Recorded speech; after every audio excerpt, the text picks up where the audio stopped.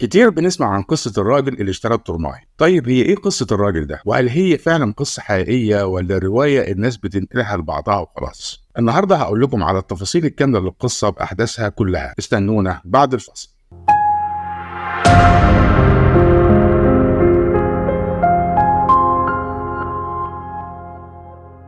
فاكرين فيلم العتبة الخضراء بتاع اسماعيل ياسين واحمد مظهر؟ لما كان اسماعيل ياسين عامل دور فلاح بسيط جاي من قرية، واحمد مظهر دور النصاب اللي عايش في القاهرة، وكان بيبيع له العتبة الخضراء، وفعلا اشتراها في الفيلم.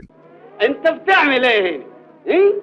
بقيس العتبة بشوفها كم متر وبتقيسها ليه؟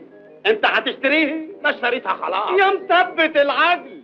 قصة الفيلم ده كلها متاخدة من القصة الحقيقية للراجل اللي اشترى الترماي في الحقيقة. سنة 1946 كان في واحد اسمه رمضان أبو زيد العبد اللي في الصورة ده، وده كان واحد من أشهر النصابين في مصر في الوقت ده. رمضان ركب الترماي رقم 30 اللي في شارع القصر العيني في وسط البلد، وبالصدفة كان واقف جنبه واحد قروي بسيط جدا شكله ساذج وأول مرة ينزل القاهرة، على الله حكايته يعني. رمضان شاف الراجل ووزنه بلغة ولاد البلد، يعني عارف آخره إيه، وقال دي فرصة سهلة إنه يعمل عليه نصبايا.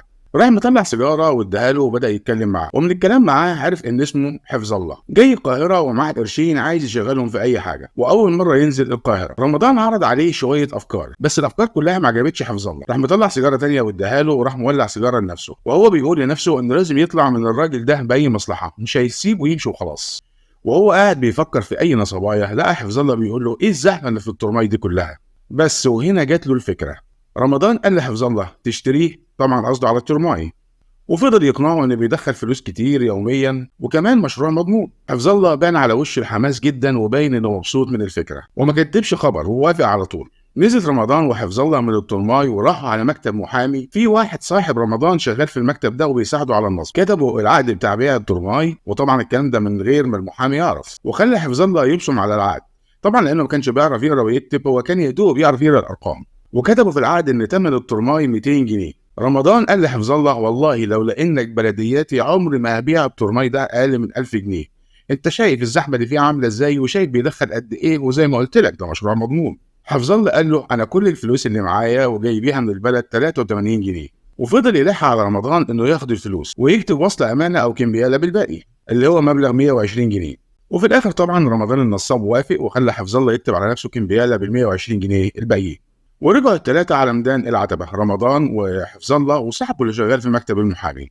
وطبعا حفظ الله وقف معاهم مستني الترماي بلهفة عشان يبدأ بقى يشغله ويلم الفلوس. شوية والترماي جه بسرعة. رمضان جري على الكمساري وساب حفظ الله واقف مع صاحبه اللي شغال في مكتب المحامي علشان يلهيه في الكلام لحد ما رمضان يخلص كلامه مع الكمساري. رمضان ادى للكمساري قرش ساب تمن تذكرة، وكان تمنها في الوقت ده 8 مليم، وقال للكمساري خلي الباقي علشانك، وده مقابل انه يهتم ببلدياته اللي يركب الترماي وينزل في اخر الخط اللي هو حفظ الله، لانه فاهم الكمساري ان ده واحد جاي له من البلد وهيركب معاه الترماي وينزل في الاخر وما يعرفش اي حاجه في القاهره، فبيوصيه عليه يعني. رمضان هنا كان حريص جدا انه يخلي حفظ الله ما يشوفش غير الكمساري وهو بيرفع ايده بالتحيه، وهو طبعا كان بيحييه علشان ساب له باقي الفلوس بتاعه التذكره. بس رمضان هنا كان عايز يبين لحفظ الله ان هو صاحب الترماي فعلا، والراجل ده شغال عنده اللي هو الكمساري. وراح حط ايده على كتف حفظ الله وقال له خلي بالك في اخر الخط تروح للمحصل وتستلم الايراد كله، وخلي بالك كمان لا يكون في ناس بتزاوق وما بتدفعش. ركب حفظ الله الترماي، وهنا رمضان قصد يعلي صوته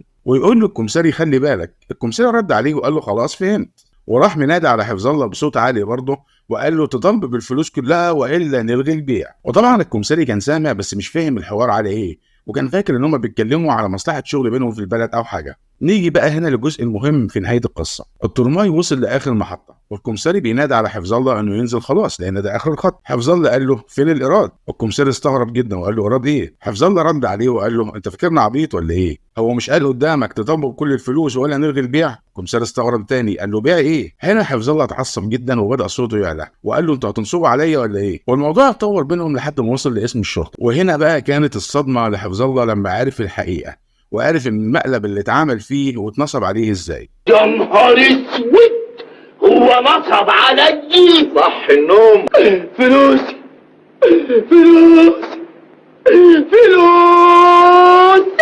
قال لهم في اسم الشرطه على مواصفات الراجل اللي باع له الترماي، وطبعا لانهم في اسم الشرطه عارفين رمضان كويس جدا، عرفوا من المواصفات ان هو، وقدروا يوصلوا ليه بسرعه، واتقبض عليه ووجهوه بحفظ الله، وطبعا اعترف بكل حاجه. ورمضان أخذ في القضية ديت 2.5 سنين حبس. دي كانت القصة الحقيقية كلها للراجل اللي اشترى الترماي. لو عجبتك القصة ما تنساش تدعمنا بلايك واشتراكك في القناة، واستنونا في حكاية جديدة من حكايات مع الناس.